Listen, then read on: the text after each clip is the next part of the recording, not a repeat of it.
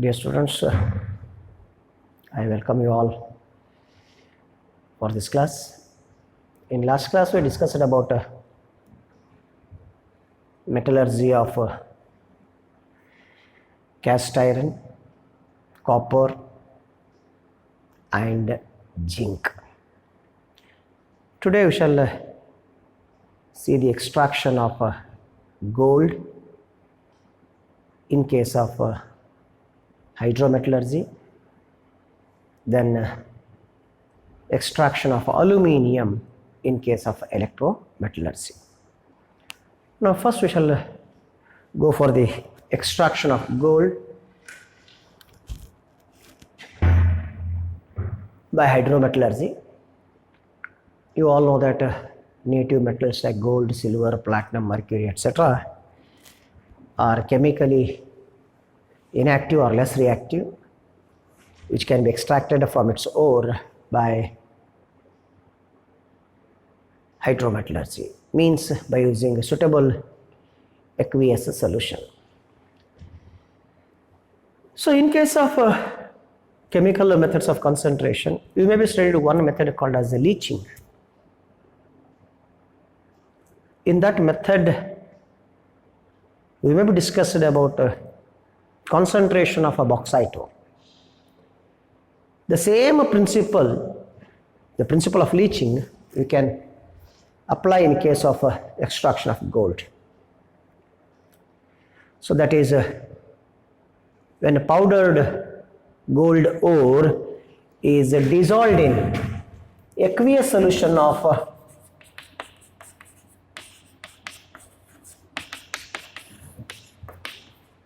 sodium cyanide or potassium cyanide. As a result, complete gold ore dissolves in aqueous solution to form a clear solution of sodium aerocyanide complex salt solution. We can balance the reaction.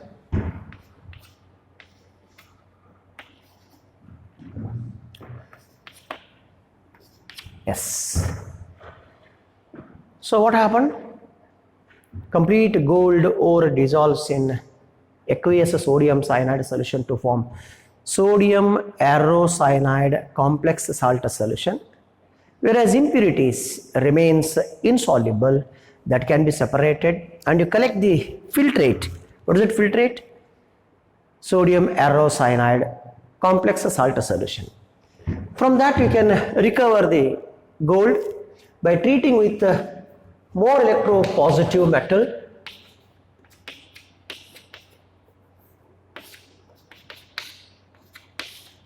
like zinc powder.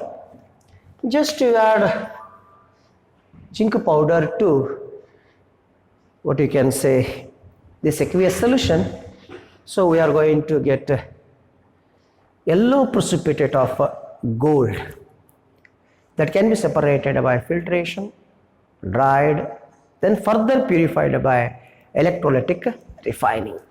Just see here please.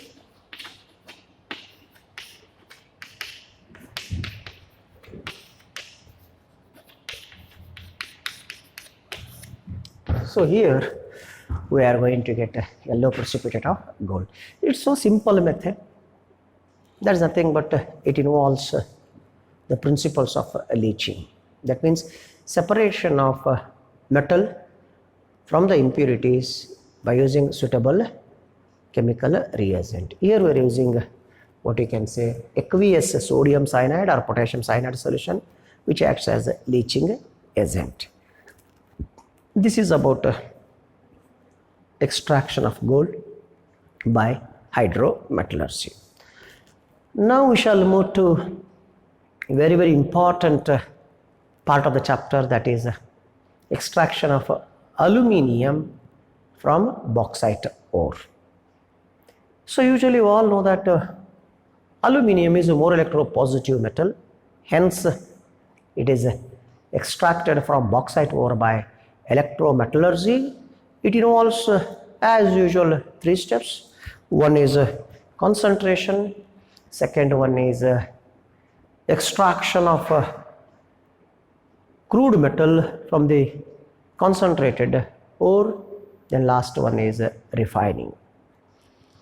Concentration already we have studied in case of general principles of metallurgy, that is leaching.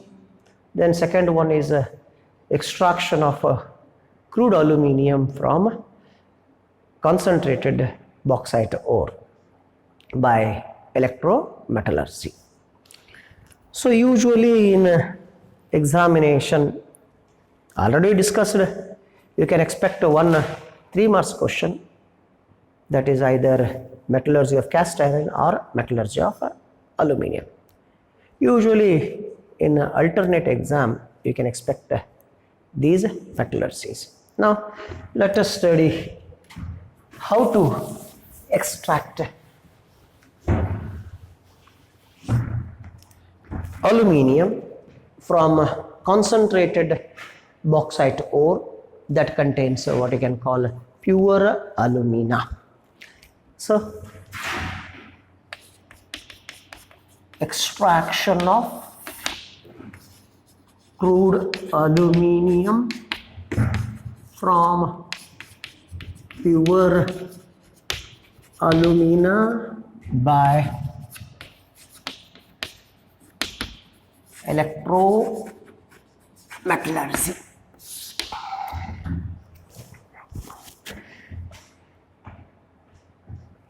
When you discuss electrometallurgy means we need a cell, isn't it? First question, why more electropositive metals are extracted by electrometallurgy? Because the compounds of more electropositive metals are quite stable because of lower the free energy. Hence, they cannot be reduced by using any reducing agent. Hence, they are reduced by using electric energy. So, in case of physico-chemical concept, that is Ellingham diagram, we concluded that the curves of aluminium, magnesium, calcium, nothing but more electropositive metal curves lies at the bottom of the Ellingham diagram. So that itself indicates that they are quite stable, hence they cannot be reduced by using any reducing agent, but they can be reduced electrically. Therefore, we are using electrometallurgy. So when you are saying electrometallurgy means we need a cell. So cell consists container, cathode, anode and electrolyte. What is the electrolyte? From which we are going to extract the metal. Here electrolyte is pure alumina. But one thing, pure alumina is a bad conductor of electricity. When you are unable to pass the current through molten alumina means what you have to do? Very simple, you convert this bad conductor into good conductor. How it is possible? Yes, it is possible. When it is dissolved in molten cryolite,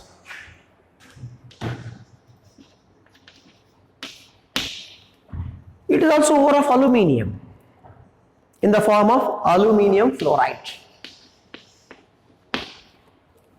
It is the ore of aluminium, but it is a good conductor of electricity. Therefore, we have to take a molten mixture of cryolite dissolved with pure alumina and a small amount of fluorspar. What is a fluorspar? Fluorspar acts as a flux as well as it increases the conductivity of the cell. So that mixture is called as electrolyte. Next question arises, what type of cathode should be used, what type of anode should be used, then container, etc. Therefore, we are using Hall's cell. That cell consists rectangular steel tank. Just here, rectangular steel tank lined inside with a layer of carbon or graphite.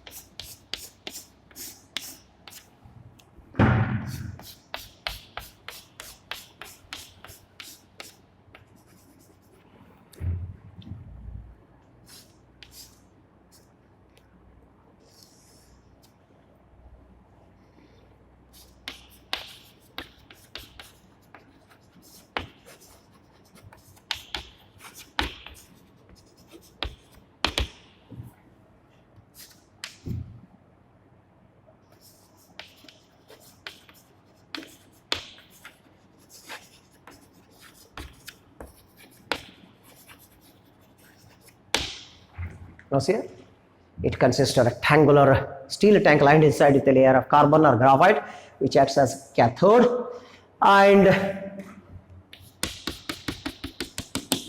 molten mixture of cryolite dissolved with what you can say alumina and a small amount of fluorspar which acts as electrolyte.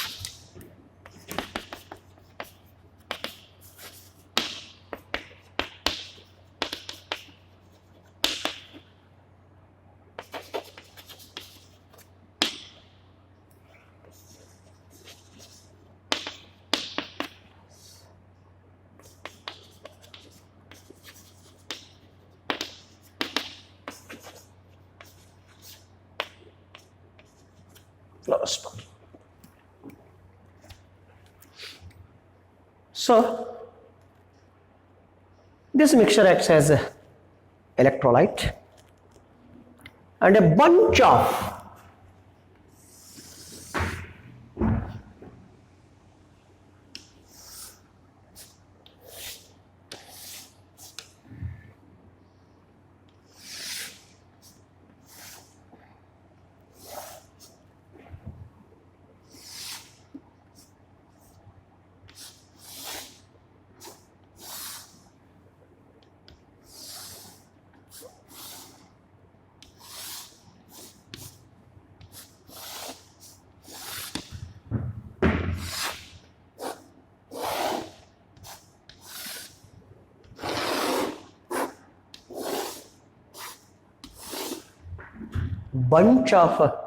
carbon anode.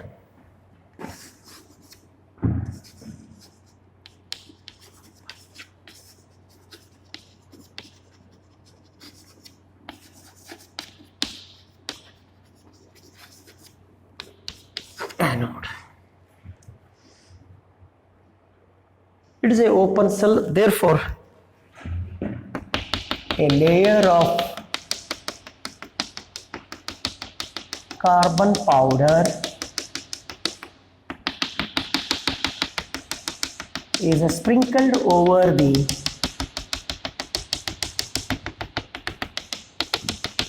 molten electrolytes.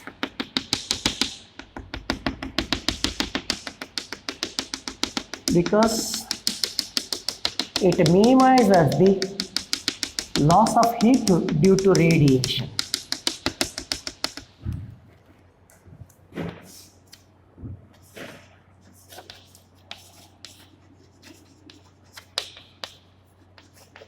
Carbon powder. So, what is the electrolyte? It is a molten mixture of cryolite, pure alumina and fluorspar. And what is the cathode? A layer of graphite or carbon lined inside the tank. It acts as a cathode. And what is the anode? A bunch of carbon rods which acts as anode. And it is an open cell, therefore to minimize the loss of heat due to radiation, we are going to spread the layer of carbon powder over the surface, so which minimizes the loss of heat due to radiation. Then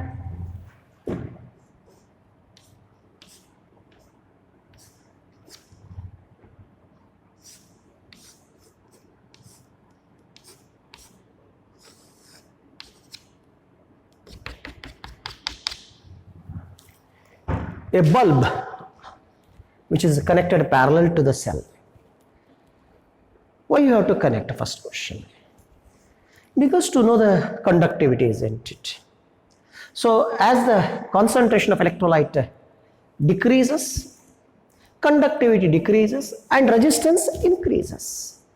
So to know the concentration of electrolyte, we are going to connect a bulb parallel to the cell.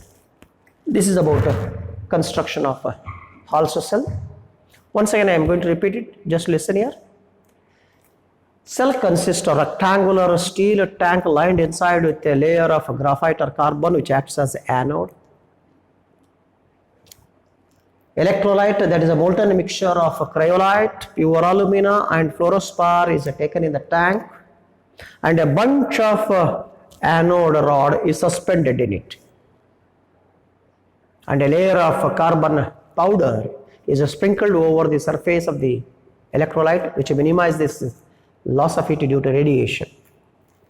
And a bulb which is connected parallel to the cell to know the strength of electrolyte. Now let us see the cell reaction, means how it works. Very simple.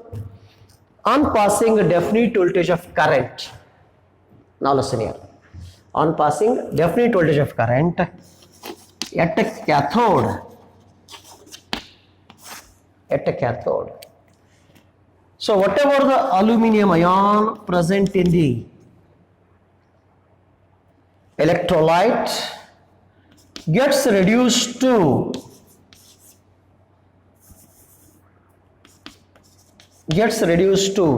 molten aluminium. Which is heavier than electrolyte, hence it collects at the bottom.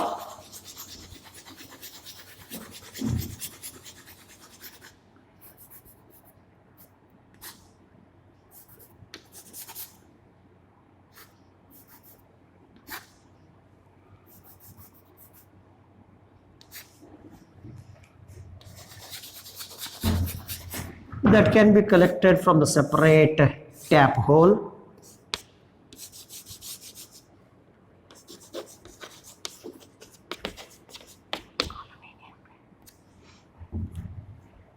Okay, separate tap hole, that you can collect it separately. Then what is the reaction which takes place at the anode? So what happened when definite voltage of current is passed through cell? The aluminum ions present in the cryolite, cryolite gets reduced to aluminum, which is heavier than electrolyte, that collects at the bottom, that can be collected from the separate tap hole. And what about the fluoride ion? Fluoride ion gets oxidized to fluorine gas. That fluorine gas converts pure alumina into aluminium fluoride with liberation of oxygen.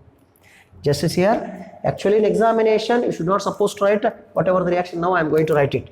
Just as here, AlF3 gets dissociated into Al plus 3 F minus. So these ions gets reduced at cathode, and fluoride ion combines with alumina to form aluminium fluoride and oxygen gas.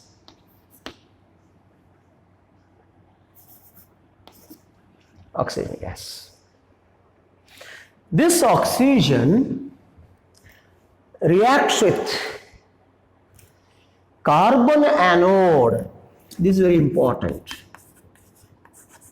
Carbon anode to form oxides of carbon, that is carbon monoxide and carbon dioxide.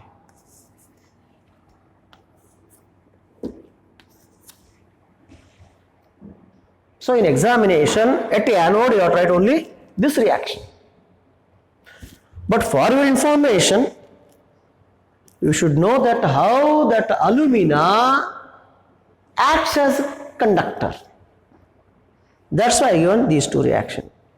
What happened? On passing definite voltage of current, from the cryolite, aluminium ions gets reduced to aluminium at cathode, and fluorine gas, you all know that it's very reactive. That converts pure alumina into aluminum fluoride with liberation of oxygen. That liberated oxygen combines with carbon anode to form oxides of carbon like carbon monoxide and carbon dioxide.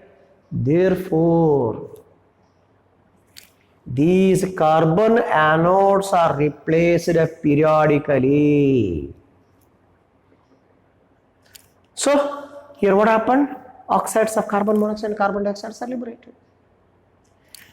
But you cannot see the concentration of the electrolyte. That can be studied with the help of a source or bulb which is connected parallel to the cell. So, as the process of electrolysis takes place, the concentration of electrolyte decreases, conductivity decreases, and resistivity increases. Therefore, this bulb starts glowing. That itself indicates that there will be a decrease in the concentration of electrolyte, and that indicates to add only pure alumina, not the mixture of molten cryolite, pure aluminum chloride. Just you have to add only pure alumina. Then you pass the definite voltage of current. So aluminium goes on liberated at cathode, that can be collected at the separate tap hole. This is what I can call metallurgy of aluminium. Then this aluminium further purified by electrolytic refining. Once again I am going to explain. Listen here please. This cell consists of a rectangular steel tank lined inside with a layer of fire bricks which acts as cathode. A molten mixture of cryolite, alumina and small amount of fluorspar acts as electrolyte which is taken in the tank, and a bunch of carbon anode suspended in it, and a layer of carbon powder spread over the surface of the electrolyte which minimizes the loss of heat due to radiation because it is an open cell. Then a bulb which is connected parallel to the cell to know the strength of electrolyte. On passing definite voltage of current, aluminium is liberated at cathode, and oxides of carbon monoxide and carbon dioxide are liberated at anode. Therefore, carbon anodes are replaced periodically. As the concentration of electrolyte decreases, conductivity decreases and resistance increases, therefore bulb starts glowing. That itself indicates that we have to add more and more alumina. This is how we are going to extract aluminium from pure alumina by using Hall's cell. So this is a very important part of the chapter for the examination point of view. Dear students, you please go through the cell. Please try to write it twice or thrice. Then you will become perfect. And also you have to practice the cathodic reaction and anodic reaction. Very simple. So in examination, you never expect a whole what you can call electrolysis. They may ask what you can call role of cryolite, anodic reaction, cathodic reaction. Is it right? Till today they ask only this much only. Is it right? But you cannot say that we should not supposed to ask the what you can call electrolysis of pure alumina. Is that right? Therefore, if you are perfect with the whole electrolysis, then definitely you are able to answer whatever the question they may ask from this electrolysis. Okay, dear students, this is about metallurgy of aluminium. Now we shall move to last one, that is the metallurgy of magnesium. So till today there is no question from metallurgy of magnesium, but when it is given in the syllabus, means just you have to highlight how we are going to extract the magnesium from its ore. So you all know that magnesium is a more electropositive metal, hence it is extracted from its ore by electrometallurgy. Just by using a cell, just you can pass the definite voltage of current. So definitely magnesium is liberated at cathode. This is how we are going to extract. This is enough for you people to study about general principles and isolation of element. For the examination point of view, what I am going to suggest you people, you can expect a minimum 3 marks question, maximum 4 marks question. That is 3 plus 1. In 1 mark, you can expect what is the role of a cryolite, what is a matte, then principles of a different method of purification, that is zone refining, vapor phase refining, electrolytic refining, liquefaction, distillation. You can expect a principle for 1 mark. But in 3 marks, you can expect only what you can call reduction of hematite, then reduction of alumina. Only these are the 2 probable 3 marks question. Dear students, you please practice these 2 parts carefully and perfectly. Then there is no problem for you people. Thank you. I will continue in the next class.